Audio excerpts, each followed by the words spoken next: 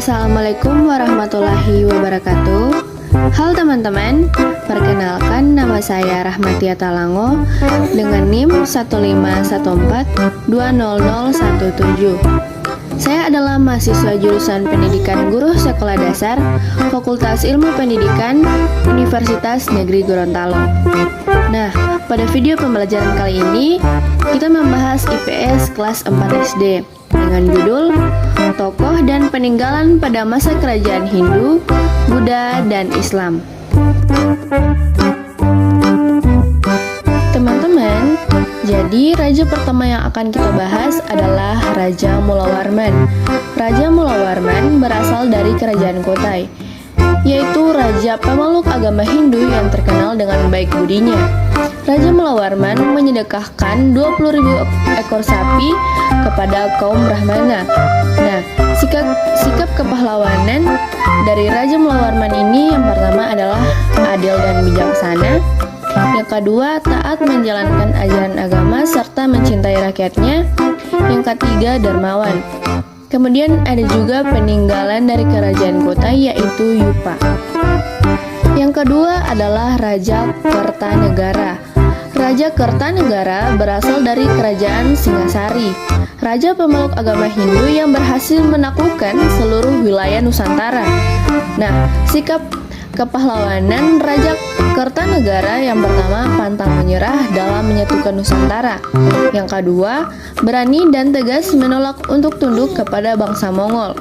Kemudian ada juga peninggalan dari kerajaan Singasari yaitu Candi Singasari. Lalu yang ketiga adalah Raja Balaputradewa.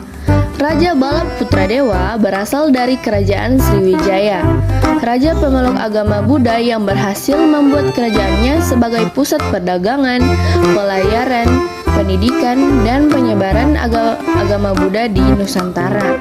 Nah, sikap kepahlawanan dari Raja Balaputradewa yang pertama, jujur dan disiplin dalam memimpin rakyatnya. Yang kedua, adil dan bijaksana dalam menegakkan hukum.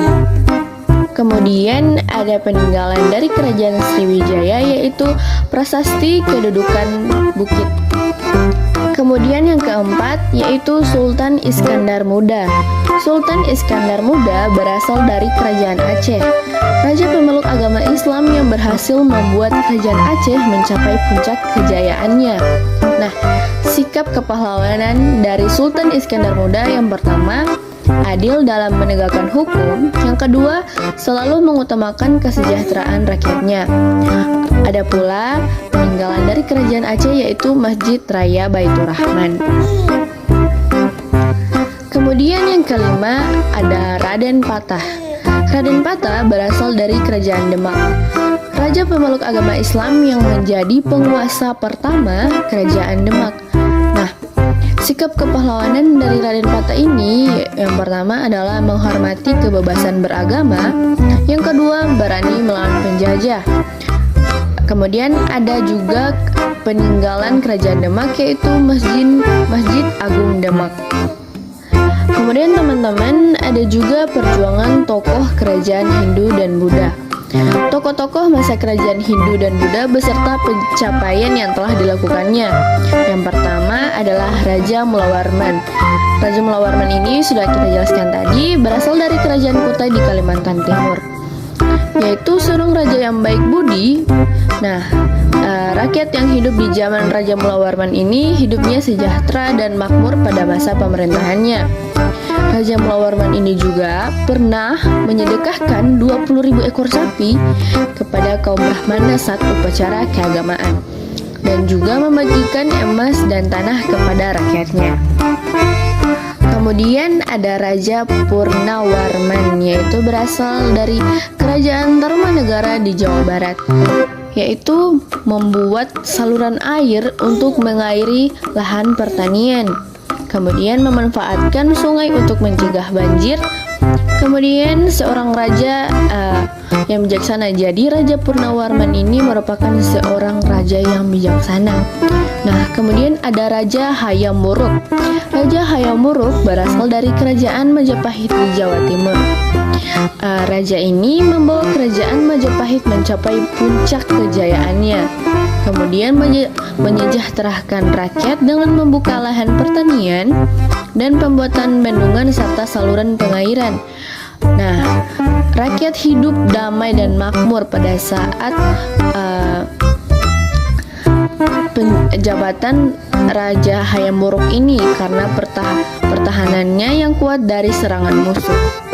Kemudian yang terakhir ada Mahapati Gajah Mada, yaitu berasal dari kerajaan Majapahit di Jawa Timur.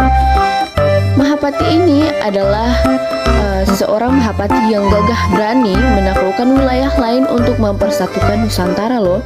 Kemudian yang kedua yaitu menjaga keamanan kerajaan Majapahit dari serangan musuh. Kemudian bersumpah akan mempersatukan Nusantara yang dikenal dengan Sumpah Palapa. Nah, relief Mahapati Gajah Mada yang memegang keris relief ini berada di kawasan Monumen Nasional Monas, Jakarta. Nah, teman-teman, hanya itu yang bisa saya sampaikan. Semoga apa yang telah saya berikan ini dapat bermanfaat bagi teman-teman dan dapat dipelajari di rumah nanti. Sekian dan terima kasih. Wabillahi taufiq walhidayah. Wassalamualaikum warahmatullahi wabarakatuh.